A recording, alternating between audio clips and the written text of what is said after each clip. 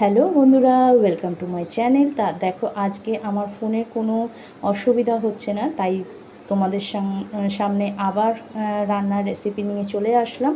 তা আজকে কি কি রান্না করেছি সেগুলো দেখো। প্রথমেই দেখাই, রুটি খাওয়ার জন্য মানে বিকালে ও দুপুরে খাওয়ার মতন একটা নিরামিষ সবজি করেছি, সেটা হচ্ছে পালং শাক। এটা মাছের ঝুড়ি, একটা মাছ ভাজাও হয়েছে। এটা মাছের ঝোল পেঁপে দিয়ে আলু দিয়ে করেছি। নিম পাতা বেগুন করেছি।